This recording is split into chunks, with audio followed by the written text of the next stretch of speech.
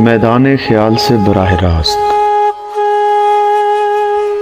جب خسرو کے دروازے پر دستک دی تو پتہ چلا کہ جب سے نجام الدین گئے ہیں خسرو اپنے گھر میں نہیں رہتے ہیں، سکتے میں رہتے ہیں۔ ان کو آنکھ لگانا تو کیا آنکھ جھپکنا بھول گیا ہے۔ سکھی پیا سے دور رہے تو کیسے اندھیری رتیاں کاٹے۔ ایک تسلسل ہجر کے گھاؤ میں ہے، ان کی سانسوں کے 6 تار ٹوٹ گئے ہیں، اب 7واں تار تناؤ میں ہے۔ بھگت کبیر بنارس کے بازار میں اس نقطے پہ کھڑے ہیں جہاں پہ مسجد اور مندر کے سائے آپس میں ملتے ہیں۔ جیون کی جلتی اگنی میں لاکڑی بن کے ہاڑ جلے ہیں، سب تن جلتا دیکھتے ہیں اور اپنے آپ سے ہی کہتے ہیں، دیکھ کبیرا، سورج کی کرنیں جو مسجد کے گنبد کو مس کرتی ہیں مندر کے نوکیلے کلش پہ بھی گرتی ہیں۔ ہولی اپنے زوروں پر ہے، ہنستی گاتی ناچتی کنیاؤں کے سنگ نظیر بڑی مستی میں ہولی کھیل رہے ہیں۔ یکدم ان کے تیور بدلے اور وہ چیخے، کیا وہ پھاگن تھا جب نادر شاہ کے لشکر نے دلی میں ٹھنڈے خون کی ہولی کھیلی؟ کیا بیساکھی کی پہلی تھی جب ابدالی نے میرے شہر کی بربادی کا جشن منایا؟ کیا وہ بسنت بہار تھی جس دن میرے ذہن کے کھلیانوں میں ہجرت کی سرسوں پھولی تھی؟ جس دن دلی میرے گلے سے لگ کر روئی اور درختوں نے آڈو سمپورن راگ میں بین کیے تھے۔ لیکن ہم جو کر سکتے تھے وہی کریں گے۔ چوسر کا پانسا پھینکیں گے، اپنے گھر کی چھت سے کنکوا چھوڑیں گے، ہر گل رو پہ نظم لکھیں گے، ہر مہ رخ پہ شعر کہیں گے۔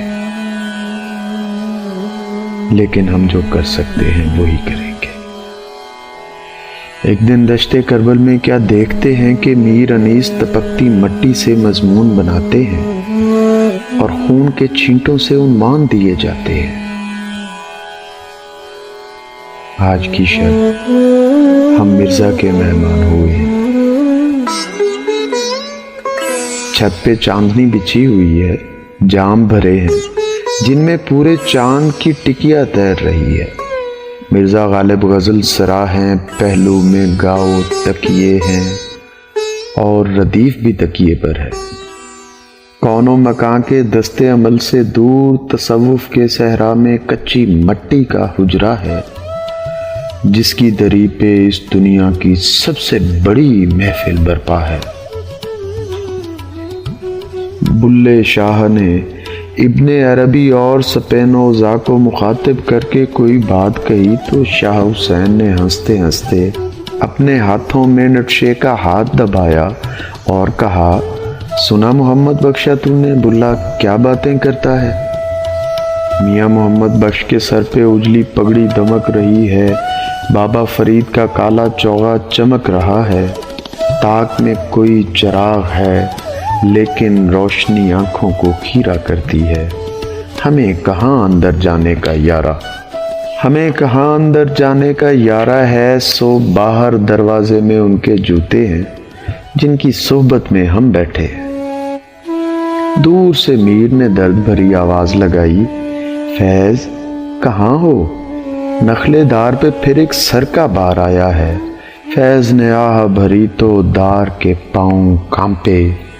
جالب اور فراز نے مقتل کی دیوار سے سر ٹکرائے، چشم قلم کے نیلے آنسو کاغذ کے رخسار پہ پھیلے، استبداد کو دار قلم کی نوک پہ کھینچا۔ پڑھنے والی ساری آنکھیں جانتی ہیں کہ لفظوں کی ہر ڈھلکن میں جذبے ڈھلتے ہیں، ہر شوشے کے پیچ و خم میں شدت کی کالی شکر ہے، سب گھیروں میں خونی ہاتھوں کے گھیراؤ کا گھیرا ہے۔ شد و مد ٹھکانے پر ہیں، زیر و زبر کے سارے تیر نشانے پر ہیں۔ اجلی اجلی راہوں پر ایک گرد بھری حیرانی میں ساہیوال میں ہم نے ان کی سائیکل روکی اور مجید امجد سے کہا، سائیکل، موٹر سائیکل رکھنا، کاروں اور جہازوں میں آنا جانا تو ہم جیسے چھوٹے لوگوں کی مجبوری ہے۔ آپ مجید امجد ہیں، آپ تو سورج کی کرنوں پہ بھی آ سکتے ہیں۔ وہ سن کر اپنی سائیکل سے اترے اور ہنس کے بولے، بیٹا، ہم ان اینٹوں کے ہم اثر ہیں جن پر تم چلتے ہو۔ داتا کی نگری میں رات کا 1 بجا ہے۔ ناصر کاظمی اپنے دونوں پاؤں سے تھپکی دیتے ہیں، لیکن پھر بھی خالی رستہ جاگ رہا ہے۔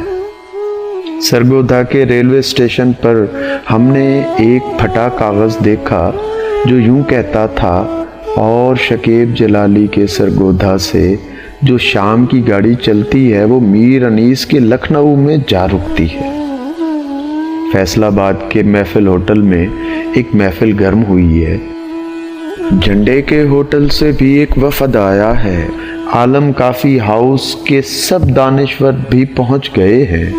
بحث یہ ہے کہ 20ویں صدی کا آخر پیشہ ورانہ دور گزر رہا ہے۔ مستقبل میں شاعری کا کیا مستقبل ہے؟ سنا ہے کل لاہور کے ٹی ہاؤس میں بھی یہ بات چلی تھی۔ بات چلی تو کمپیوٹر تک جا پہنچی، اور پھر اس خدشے کا بھی اظہار ہوا کہ وہ دن دور نہیں جب کمپیوٹر بھی شعر کہے گا اور سخنور فارغ ہو جائیں گے۔ برقی سرکٹ میں ترکیبوں، بحروں اور حروف ابجد کا ایک گھنا ذخیرہ ہوگا۔ نثری نظمیں بھی ایک لوپ سے لپٹی ہوں گی، انگلی کی ایک پور دبے گی اور غزل سکرین پہ روشن ہو جائے گی۔ پھر ایک جلتا بجھتا سگنل ابھرے گا۔ میں یہ غزل محفوظ کروں، کافور کروں، تبدیل کروں یا شائع کر دوں؟ ایک بزرگ ادیب نے ان کی بات کو کاٹا اور کہا، شاعری ویڈیو گیم نہیں ہے جس کے ڈسکٹ ہر بازار سے مل جاتے ہیں۔ جس دن شعر کی برق تجلی کمپیوٹر کے طور پہ اتری، اس دن اس کے سارے سرکٹ جل جائیں گے۔ یہ تو شاعر کا جگرہ ہے جو ہر جلتا مصرع اپنے دل کے اوپر لے لیتا ہے۔ یہ اقبال ہے ساجد کا کہ سارا اثاثہ 2 ہاتھوں میں آ جاتا ہے۔ دائیں ہاتھ میں ساری غزلیں، بائیں ہاتھ میں گدلے پانی کی بوتل ہے۔ شملہ پہاڑی سے آواز لگاتے ہیں، میرے دائیں ہاتھ نے 15 شاعر مارے، اور اخبار میں آیا ہے کہ بائیں ہاتھ نے کل بنگلور میں 16 آدمی مار دیے ہیں۔ کسی نے پوچھا، یہ جو بمبئی کی فلمی صنعت میں گلزار ہیں، کیا یہ ہندو ہیں یا ہم میں سے ہیں؟ ہم نے کہا، گلزار کو بس گلزار ہی سمجھیں تو اچھا ہے، پھولوں کا ایمان تو آنکھوں کو جچنا ہے۔ پھر بھی تجسس ہے تو ان کو خط لکھ ڈالیں۔ ویسے بڑے بڑے لوگوں کا کوئی پتہ نہیں ہوتا ہے۔ آپ لفافے کے ماتھے پر نظموں کا گلزار لکھیں اور بھارت لکھ دیں، خط گلزار کو ملنا چاہیے۔ ہم بھی راشد جوش اور اختر جعفری کو کچھ ایسے ہی چھوٹے سے پتے پہ خط لکھتے تھے، اور خط ان کو ملتا ہوگا۔ جب خسرو کے دروازے پر دستک دی،